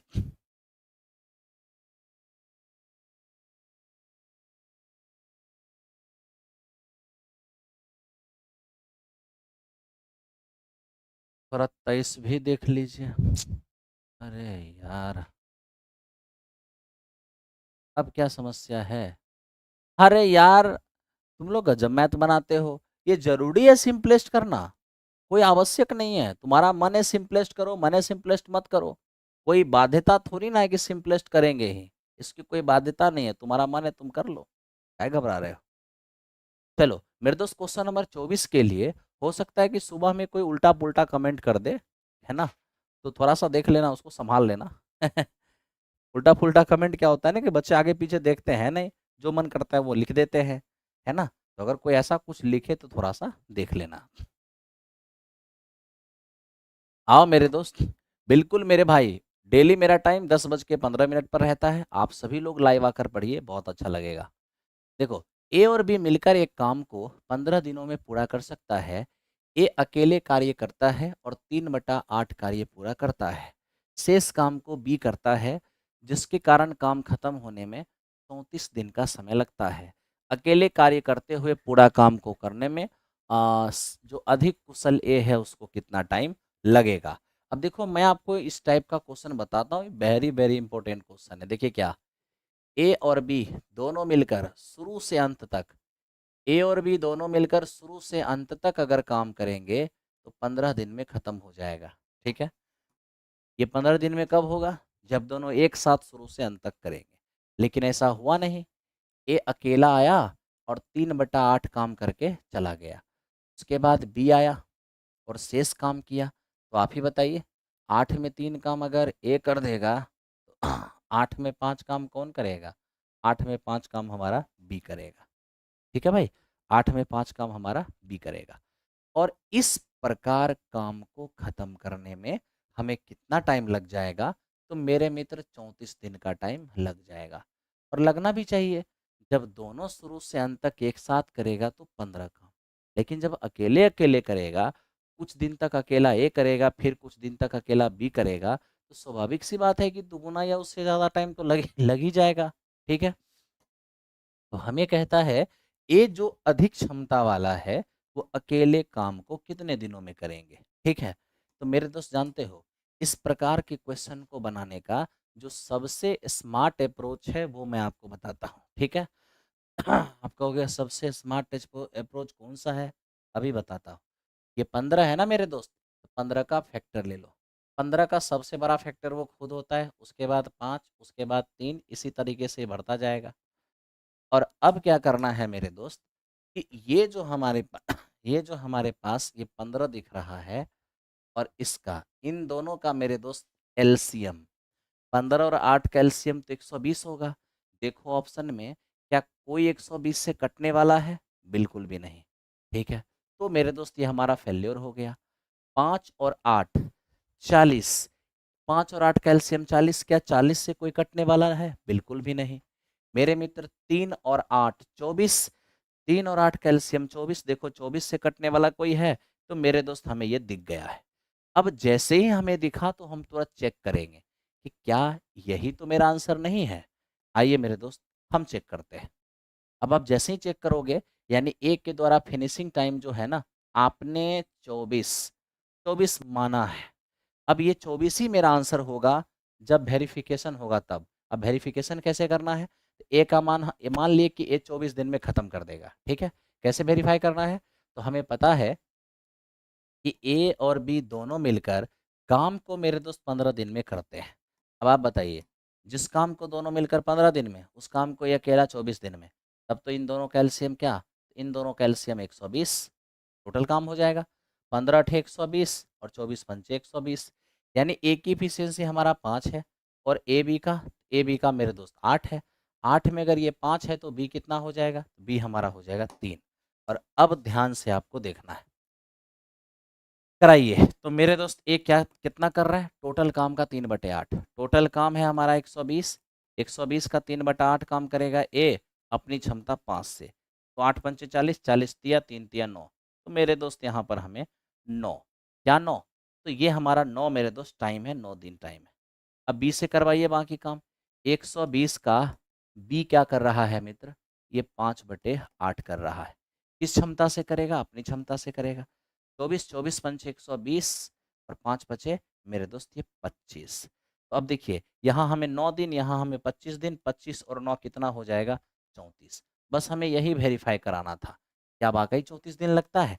अगर ये वेरीफाई हो गया, इसका मतलब मेरा ये मानना सही है कि ए का टाइम क्या है? 24। ए का टाइम क्या है? 24। इसी तरीके से मेरे दोस्त इसको वेरीफाई करते हैं। ऐसा सवाल कभी भी आएगा तो इस तरीके से आप बनाओगे, कहीं आपको दिक्कत नहीं होने वाला है। ठीक है, बाकी चॉइस इज योर्स, आप जैसे दिमाग लगाओ। आप दिमाग दोस्त मेरे लगाने के लिए लोग ऐसे भी लगा सकते हैं, ऐसे भी लगाते हैं कि देखो ना, ए ना 3/4 काम किया है, 3/8 काम किया है, 3/8 समय लगेगा, यानी 3 का मल्टीपल जो है हो जाएगा ए का टाइम, और 3 का मल्टीपल एक ही ऑप्शन है इसलिए उसको लगा दिए है। ठीक है, लेकिन वैसा ठीक है, अगर एक और 3 का मल्टीपल हो जाता तो फिर आप कंफ्यूज कर जाते काम को करने में। ठीक है, चलिए तो मेरे दोस्त चलते हैं क्वेश्चन नंबर नेक्स्ट। अब मेरे दोस्त देखो ये क्या है, हम ये देख रहे हैं कि एक चोर 3 बजे एक कार से एक बैग चोरी करके 50 की स्पीड से मेरे दोस्त क्या करता है? गाड़ी चलाते हुए भागता है। 4 बजे चोर की स्थिति का पता चल जाता है, तो उस बैग का मालिक 70 की स्पीड से कार का पीछा करना शुरू करता है। वह चोर कब पकड़ा जाएगा? मेरा सवाल ये है, चोर भागा कब? 3 बजे, और पता कब चला मालिक को? 4 बजे। इसका मतलब है कि चोर 1 घंटा भाग चुका था। तो अगर चोर 1 घंटा भाग चुका था, इसका मतलब चोर कितना दूरी तय कर चुका होगा? तो 50 की स्पीड से 1 घंटा भागेगा ना, तो 50 किलोमीटर की दूरी वो तय कर चुका होगा। यानी कि गाड़ी का मालिक जिस वक्त यहाँ था, चोर मेरे दोस्त उस वक्त यहाँ था। ठीक है, ये मालिक जो है ना, वो चोर को दबा रहा है 70 की स्पीड से, और चोर भाग रहा है 50 की स्पीड से। अब कितना देर में चोर पकड़ा जाएगा, तो टाइम कैसे निकलेगा? इन दोनों के बीच का गैप है कितना? 50 किलोमीटर। इसी गैप को जब खत्म कर लिया जाएगा तो चोर पकड़ा जाएगा। ठीक है, तो मेरे दोस्त 50 की दूरी को कवर करना है, और दो स्पीड एक ही डायरेक्शन में जाएगा तो घट के काम करेगा। 70 माइनस 50 यानी कि 20 किलोमीटर पर आवर की स्पीड काम करेगा। इसका मतलब ये हुआ कि 2.5 घंटे का टाइम लगेगा। अब 2.5 घंटे का टाइम कब के बाद? तो मित्र मेरे पता तो चला है 4 बजे ना। 4 बजे मालिक दौड़ना स्टार्ट किया, भागा दबाना स्टार्ट किया, तो 4 बजे के बाद 2.5 घंटे, यानी कि 6:30 बजे। तो 6:30 बजे मेरे दोस्त क्या हो गया है, यहाँ पर चोर पकड़े गए हैं। ठीक है, आई होप समझ में आप सभी को आ रहा होगा। आइए चलते हैं नेक्स्ट क्वेश्चन की ओर और ध्यान से देखिए।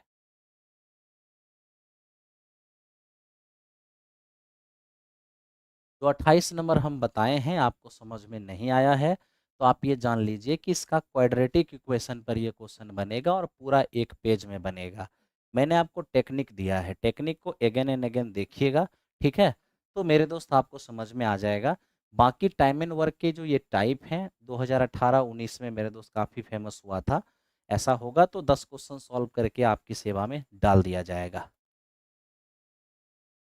ठीक है, आइए देखिए इस क्वेश्चन को देखते हैं। मेरे दोस्त ये हमारा cos 3x plus cos x by sine 3x और माइनस साइन x। अब यहाँ देखिए cos c और प्लस cos d, ठीक है? और मेरे दोस्त हम यहाँ पर यूज करने वाले हैं साइन c और माइनस में साइन d, ठीक? अब cos c plus cos d क्या होता है? 2 cos c plus d by 2 और इनटू मेरे दोस्त ये हमारा cos c minus D by 2, ठीक है? Sine c minus sine d ये हमारा 2 cos c plus D by 2 और into sine c minus D by 2, ठीक है? ये दोनों ही कंसेप्ट हैं और इन दोनों का मैं अभी यूज़ करने वाला हूँ। आइए थोड़ा ध्यान दीजिए। तो मेरे दोस्त क्या हो जाएगा? 2 cos c plus D by 2, तो 3 और 1 4x, 4x का आधा हो जाएगा 2x और into cos c minus D by 2, तो 3 में से 1 गया 2x, 2x का आधा हो जाएगा x डिवाइड बाई। अब यहाँ देखिए तो sine c minus sine D, तो ये हो जाएगा 2 cos c plus D by 2, ये हमारा 2x हो जाएगा into sine c minus D 3x minus X 2x, 2x का आधा कितना हो जाएगा? x हो जाएगा। आइए मेरे दोस्त अब हम इसे सॉल्व करते हैं। ये 2 से 2 हो जाएगा, cos 2x से cos 2x हो जाएगा, cos बाई साइन ये हमारा मेरे दोस्त cot x हो जाएगा। तो ये इस क्वेश्चन का हमारा आंसर हो जाएगा। तो इस प्रकार इस क्वेश्चन का आंसर हमारा सी नंबर हो गया है। उम्मीद करते हैं कि आपको समझ में आ रहा होगा। ठीक है, बढ़ो मेरे दोस्त क्वेश्चन नंबर 31 नंबर क्वेश्चन देखो क्या है। हमें कहा गया है 7 मीटर व्यास वाले एक 40 मीटर गहरी कुआं से जो मिट्टी निकाला गया है उसे एक आयताकार क्षेत्रफल यानी 22 मीटर और गुने 14 मीटर माप की प्लेटफॉर्म पर 22 मीटर इंटू 14 मीटर यानी लंबाई 22 मीटर चौड़ाई 14 मीटर का एक प्लेटफॉर्म बनाया गया है उसी मिट्टी से। तो बताइए प्लेटफॉर्म की ऊंचाई कितनी होगी? आपको सबसे पहले मैं ये बता देता हूँ, आप निकाले हैं कुआं यानी कि बेलन से मिट्टी, तो निकाली गई मिट्टी का आयतन और बनाए गए प्लेटफॉर्म के आयतन आपस में क्या हो जाएंगे? बराबर हो जाएंगे। 7 मीटर व्यास है तो त्रिज्या 7/2 मीटर हो जाएगा। अब निकाले हैं बेलन से मिट्टी, तो मिट्टी का आयतन क्या होगा? बेलन का आयतन जो बन जाएगा क्या मेरे दोस्त? पाई आर स्क्वायर एच। आर है 7/2, तो स्क्वायर हो जा करेंगे तो हो जाएगा 7/2 गुने 7/2 और इंटू गहराई है मेरे दोस्त 40 मीटर। कितना मीटर क्यूब हो जाएगा निकाली गई मिट्टी का आयतन। और इसी मेरे दोस्त मिट्टी से एक प्लेटफॉर्म बनाया गया है जिसकी लंबाई है ना, प्लेटफॉर्म की मेरे दोस्त लंबाई 22 मीटर और चौड़ाई है 14 मीटर। हमें यही कह रहा है कि प्लेटफॉर्म कितना ऊंचा बनेगा। कोई बात नहीं, निकाली गई मिट्टी का आयतन बराबर प्लेटफॉर्म, प्लेटफॉर्म में लंबाई चौड़ाई ऊंचाई है यानी प्लेटफॉर्म हमारा घनाभ है। घनाभ का आयतन हो जाएगा लंबाई गुने चौड़ाई और गुने मेरे दोस्त क्या? लंबाई गुने चौड़ाई और गुने ऊंचाई। ठीक है, अब यहाँ से हम देख पा रहे हैं थोड़ा सा ये हमारा 4 से मेरे दोस्त 10 बार में 7 से 7 हमारा कट जा रहा है और 22 से हमारा 22 भी कट जा रहा है। ठीक है, जहाँ तक रही बात 70 की, 70 यहाँ मेरे दोस्त 70 है और यहाँ हम देख रहे हैं कि 14 हमारा एच है। तो एच का मान निकाल लेंगे हम 5 मीटर इस क्वेश्चन का आंसर हो जाएगा।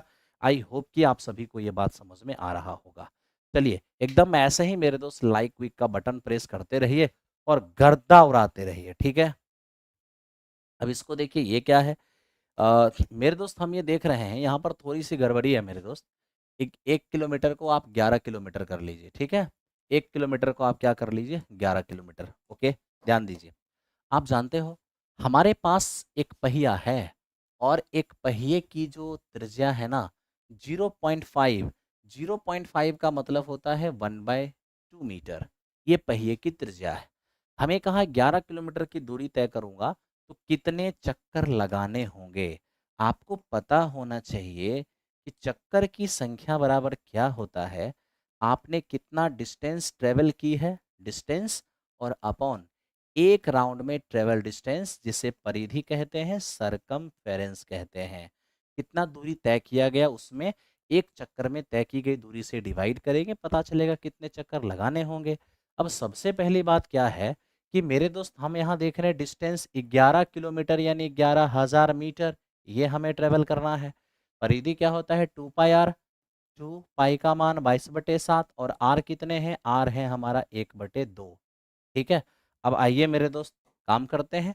अब यहाँ 2 से 2 तो कैंसिल आउट हो गया, मीटर से मीटर भी कैंसिल आउट हो गया, 22 पंचे हमारा 110 हो जाएगा, 7 जाके मल्टीप्लाई हो जाएंगे और 3500 चक्कर हमें नजर आएंगे। ऑप्शन नंबर 20 क्वेश्चन का आंसर होगा। उम्मीद करते हैं समझ में आपको आ रहा होगा। चलिए, ये था हमारा 32 नंबर। आइए मेरे दोस्त हम चलते हैं 33 नंबर क्वेश्चन की ओर। अब 33 नंबर क्वेश्चन को ध्यान से देखिए। देखिए, कहता है कि परिमेय संख्या 43/2 की पावर 4 इंटू 5 की पावर 3 का दशमलव प्रसार शांत होगा निम्न दशमलव स्थानों के पश्चात। यानी आपसे देखिए, नीचे में केवल 2 और 5 है, तो इतना तो आप समझ लीजिए शांत तो होगा ही। शांत होने का मतलब है कि अंश जो है वो हर से दशमलव के बाद ही सही, लेकिन पूरा पूरा कटेगा। तो हमें वही पूछ रहा है कि कितने अंकों के बाद शांत होगा, यानी कितने अंक के बाद ये कट जाएंगे नीचे से ऊपर वाला। ठीक है, तो इसके लिए मेरे दोस्त आपको बस एक ही काम करना है। आपको सिर्फ देखना है कि कभी भी मेरे दोस्त इस तरह का आपका मामला सेट हो जाए कि n/2 की पावर m और 5 की पावर n इस रूप में हो, और आपसे कह दे कि कितने अंकों के बाद ये शांत होगा। इसके लिए आपको बस ये देखना है कि ये जो हमारा m है और ये जो हमारा n है, इसमें बड़ा कौन है। तो m और n में अगर मान लिया जाए m बड़ा है, तो जो मेरे दोस्त बड़ा होगा mn में, उतने ही अंकों के बाद उतने ही अंकों के बाद यहाँ पर शांत हो जाएगा। तो मेरे दोस्त आप ही बताओ, ऊपर में तो देख रहे हो मेरे दोस्त, ये जरूर देख लेना कि नीचे से कटता तो नहीं है, कटने का मामला तो है नहीं। 43 परिमेय है, सॉरी 43 प्राइम नंबर है, परिमेय कह दिया। परिमेय तो है ही, क्योंकि 43/1 p/q परिमेय तो है ही, लेकिन 43 हमारा प्राइम नंबर है। प्राइम नंबर है तो नीचे वाले से तो कटेगा नहीं। तो हम नीचे में क्या देख रहे हैं, 2 की पावर 4 है और मेरे दोस्त 5 की पावर 3 है। मेरा कहना है कि 2 की पावर बड़ा है या 5 की पावर बड़ा है, 2 की पावर बड़ा है यानी 4 बड़ा है।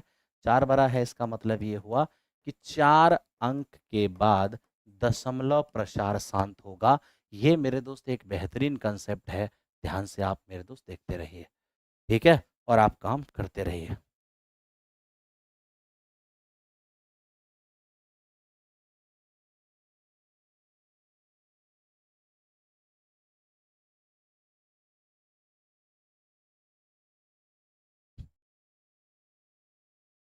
नाइन टेंथ का मैथ भी करवाते हैं सर? अरे हाँ यार, तो नाइन टेंथ का मैथ नहीं करवाएंगे, क्या बात करते हो हैं। चलो, अब ध्यान दो मेरे दोस्त, ये आप देख रहे हो हमसे माध्य फाइंड करने कह रहा है, तो माध्य फाइंड करना ये तेरा काम है। माध्य फाइंड कर लेना, मैंने ढेर सारे सवाल ऐसे बताए हैं। ठीक है, मैंने ऐसे ढेर सारे सवाल बताए हैं, आप लोग इसको करना। ठीक है, बाकी अगर कहोगे तो मैं मेरे दोस्त कर देता हूँ। देखो यहाँ पर दिया हुआ है क्लास इंटरवल और यहाँ पर हमें फ्रीक्वेंसी दिया हुआ है, तो हम माध्य कैसे फाइंड करेंगे। क्लास इंटरवल और फ्रीक्वेंसी के केस में माध्य बराबर क्या होता है, सिग्मा एफ एक्स और बटे सिग्मा एफ। तो मेरे दोस्त हमें सिग्मा एफ तो दिखा हुआ है ही, 8 7 15 15 15 30 10 40 10 50। तो मित्र मेरे ये तो हमारा 50 हो गया। लेकिन अब हमें एफ एक्स चाहिए। अब एफ एक्स कहाँ से आएगा, अब देखिए हम एफ एक्स निकालते हैं कितना जल्दी से। ठीक है, एकदम ध्यान से देखिए मेरे दोस्त, हम एफ एक्स कैसे फाइंड करते हैं। सारे जने एकदम ध्यान से देखो, और देखो मेरे दोस्त कितना मजा आता है। पहला काम है आपको एक्स आई निकालना। ये क्या होता है, l+u/2। लो, 0+10 10 का आधा हो जाएगा 5, 10+20 30 30 का आधा हो जाएगा 15।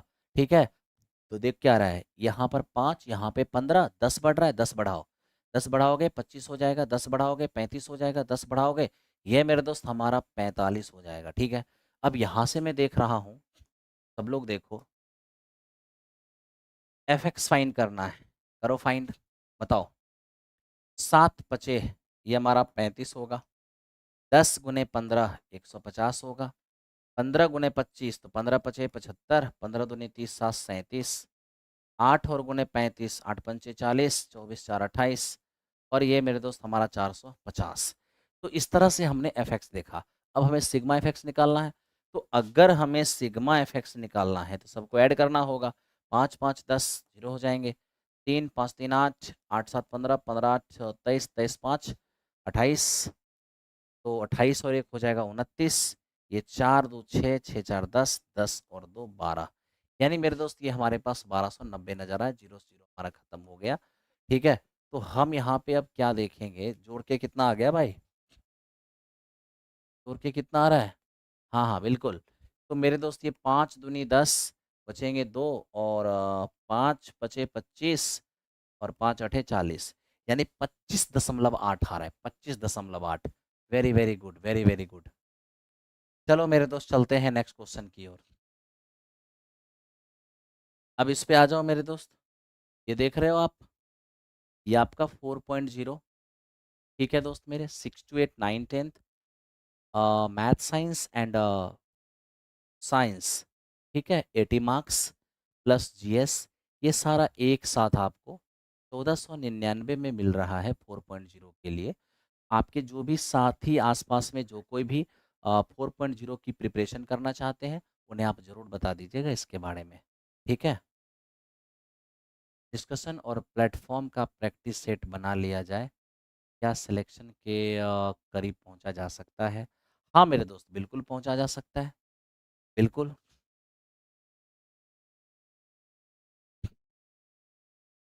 अब आप इसको देखिए, इसको आप मेरे दोस्त ध्यान से देखिए थोड़ा सा, क्या है ये। यदि बिंदुओं 3 x -2 -6 के बीच की दूरी हमारा 13 इकाई है, तो बताइए x का मान क्या होगा। अ, मेरे दोस्त मैं जो आपसे कहा था कि 1 बजे तक आप क्या बोलते हैं। हाँ हाँ बिल्कुल बिल्कुल बिल्कुल मेरे दोस्त, जैसा मैंने कहा था वैसा मैं आपके लिए अवश्य अवश्य वैसा व्यवस्था करूँगा। आप एकदम से घबराओ नहीं, ठीक है। चलो क्लास फास्ट कीजिए, बिल्कुल फास्ट करते हैं। अब देखो, दो बिंदु के बीच की दूरी हमारा 13 दिया हुआ है। अब दो बिंदु के बीच की दूरी हमारा 13 दिया हुआ है। अब यहाँ ध्यान दो, इसको हम पॉइंट ए मान लेते हैं और इसको पॉइंट हम बी मान लेते हैं। तो मेरे दोस्त ए बी जो है ये हमारा दिया हुआ है 13। तब तो ए बी स्क्वायर क्या हो जाएगा, तो ए बी स्क्वायर हो जाएगा हमारा 169।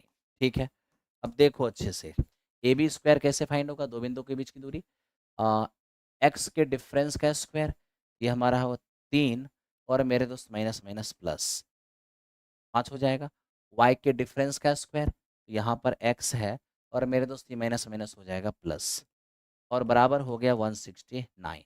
ये हमारा x प्लस 6 की होल स्क्वायर, और बराबर ये है 5 25 25 जाके घटेगा 144। तो मित्र मेरे, हम ये देख रहे हैं कि x प्लस 6 की स्क्वायर बराबर 144। अब x प्लस 6 की स्क्वायर अगर हमारा 144 है, तो मित्र मेरे हम x का मान क्या रखेंगे, x का मान हम क्या रखें कि 144 हो जाएगा। अब देखो, सबसे पहली बात है, 12 का स्क्वायर भी 144 होता है और -12 का स्क्वायर भी 144 होता है। ठीक है, तो आप यहाँ पर अगर 6 रखते हो तो भी हो जाएगा, या मेरे दोस्त आप यहाँ पर -18 रखते हो तो भी हो जाएगा। -18 रखोगे, -18 प्लस है -12 का स्क्वायर भी 144, 6 रखो तो भी 144, -18 रखो तो भी 144, यानी ये भी सही है, ये भी सही है। इसका मतलब इस क्वेश्चन का आंसर क्या हो जाएगा हमारा, डी हो जाएगा। इसका मतलब इस क्वेश्चन का आंसर डी हो जाएगा।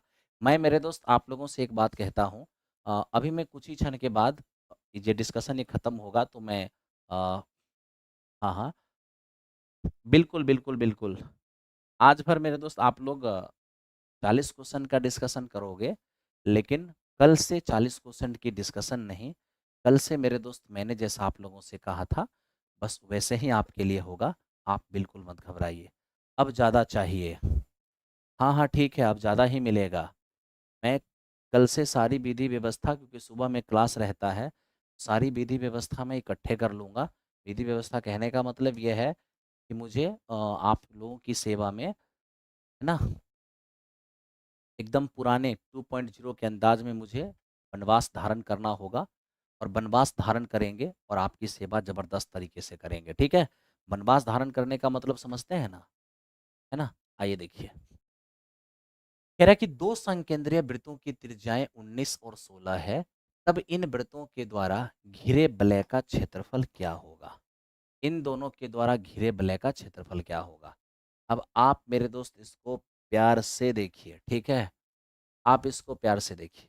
ये हमारा क्या है मित्र? ये हमारा दो सर्कल है, ठीक है? एक की त्रिज्या हमें क्या दिया हुआ है? एक की त्रिज्या हमें 16 दिया हुआ है, और एक की त्रिज्या 19। बड़ा त्रिज्या 19 है और छोटा त्रिज्या हमारा 16 है। वलय का क्षेत्रफल का मतलब है इसका क्षेत्रफल हमें फाइंड करना है। अब इसका क्षेत्रफल हम कैसे फाइंड करेंगे, इसको भी देखना होगा। तो मेरे दोस्त, इसका अगर हमें क्षेत्रफल फाइंड करना है तो हम क्या करेंगे? वलय, वलय क्या होता है? दोनों वृत्तों के बीच का हिस्सा। बाहरी वृत्त के एरिया में से अंदर वाले वृत्त के एरिया को आपको घटाना होगा, ठीक है? अब आप पाई का मान 22/7 हो गया, R square minus R square. तो मेरे दोस्त ये हो जाएगा 19 का स्क्वायर और माइनस का 16 का स्क्वायर, ठीक है? अब यहाँ से हो जाएगा 22/7। देखिए 19 प्लस 16 कितने हो जाएंगे? 35, और 19 माइनस 16 हो जाएंगे 3। यहाँ से हमारा हो गया 5। ये मेरे दोस्त 330 हो चुका है। इस क्वेश्चन का आंसर हमारा।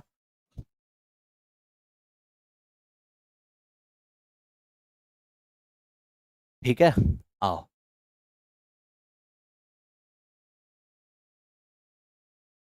आगे बढ़ते हैं।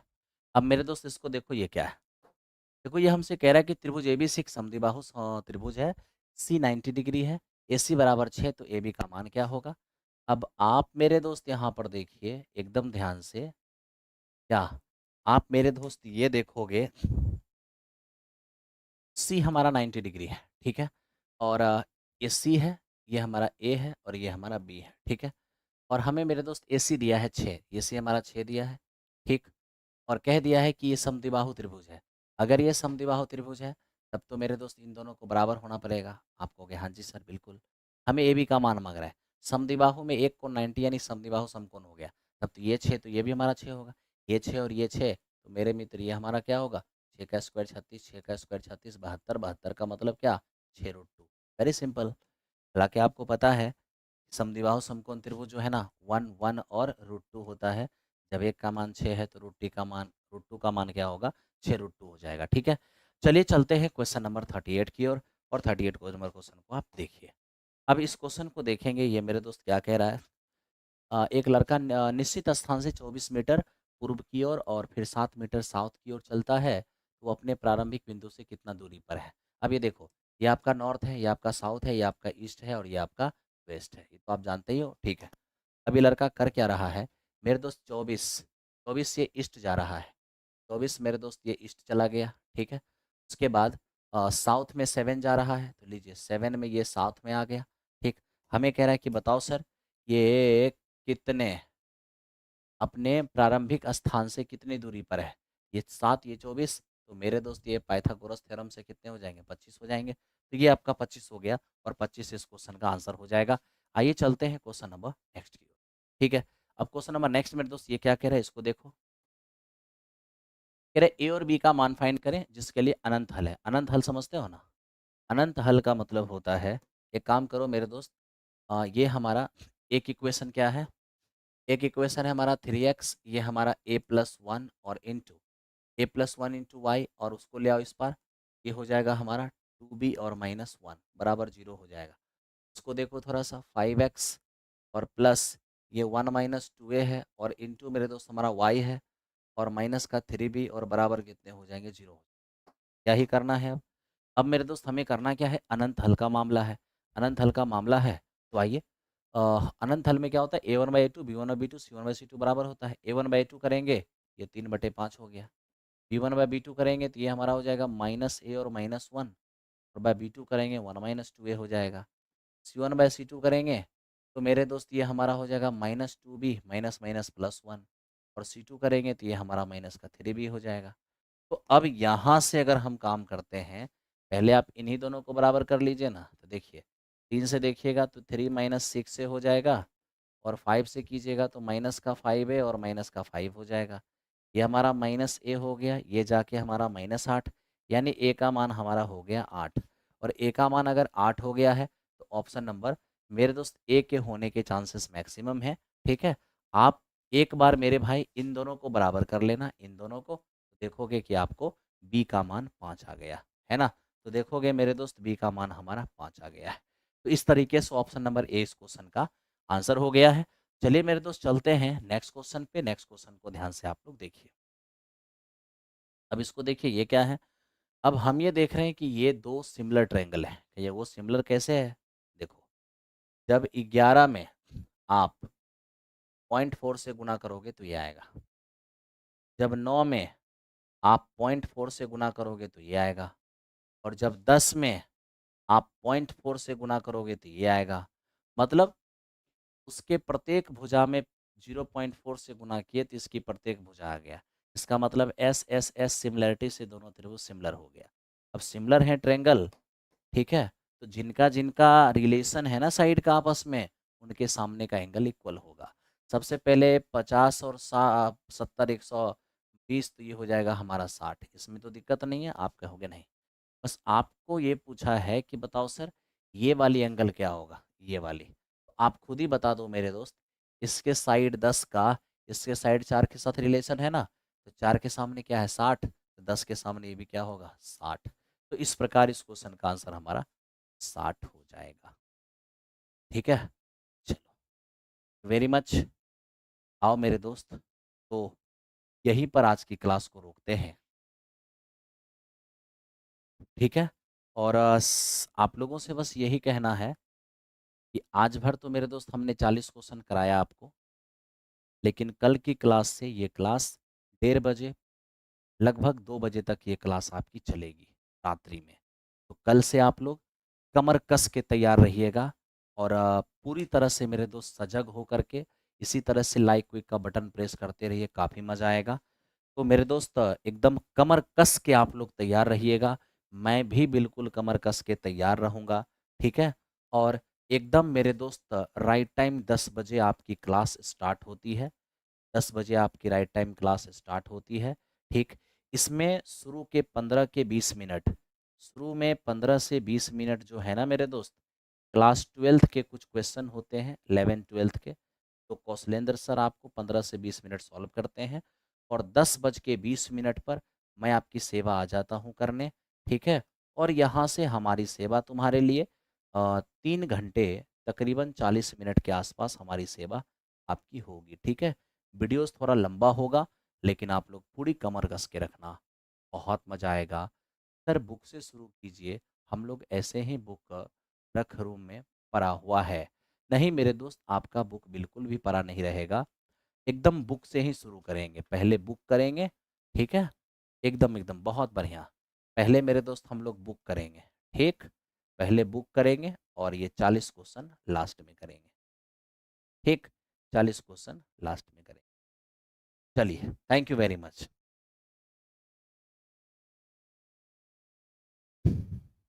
Thank you.